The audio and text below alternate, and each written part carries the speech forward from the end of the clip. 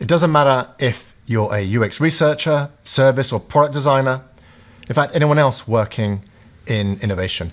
Some of the messiest parts of research, as you well know, include the planning and the conducting of those interviews, figuring out just what are the right questions to get the really juicy insights, and then the decoding of the mountains of data to finally present factually reliable persona maps. Today, I'm going to share with you the GRAMS framework. It is a really simple tool. It's been shared by well over 3,000 innovators, of which many say it's not just game-changing, but one of their go-to frameworks whenever they conduct research. So what is GRAMS? Well, it consists of these 5 building blocks, which are the goals, reality, alternatives, motivations, and struggles. These act as a foundation to building interview guides, conducting your interviews, and also decoding the data and finally presenting those insights. So let's break that down. Goals. What is it that they're trying to achieve? This is a simple one. Whether you're talking to a potential customer or running a user interview, what does success look like for them? What are their objectives? What is it that they're trying to achieve? Say we're interviewing an office worker who doesn't exercise but says they want to start. Well, their goal might be, in their words, find a low-effort way to stay active without committing to a gym. Reality. So what do they currently do to achieve this goal? Reality is that step-by-step experience that they go through. What they do, when, how often, their attitudes and perceptions towards it. This is everything that goes into your customer journey map. Goals and reality blocks are pretty straightforward, and most people cover them well. But the next 3, that's where I often see that research often falls short. Alternatives. What have they tried or are considering trying? So if reality is about today, alternatives looks at the past and future. So treat this as a type of benchmarking. Using the earlier example of the sedentary office worker, an example could be, well, in the past, I bought a standing desk, but it hurt my back and I felt weird using it. And for the future, they might say, well, I've also thought about getting off the bus one stop earlier and walking the rest of the way home. The alternative block tells us what worked and what didn't and why they haven't changed yet.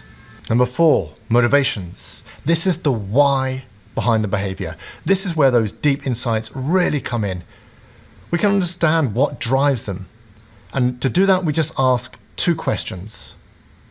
1, what do they gain by achieving this goal? And then 2, what would they lose if they don't?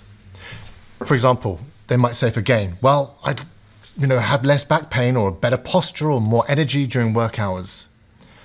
But then lose, they might say, well, I'd possibly develop long-term health risks. And to be honest, not being able to kick a ball around with my son, that makes me feel ashamed.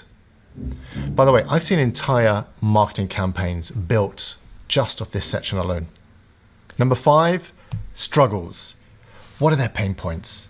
Now, you and I both know that pain points just naturally crop up throughout the whole interview. But here what we're doing is we're trying to structure them.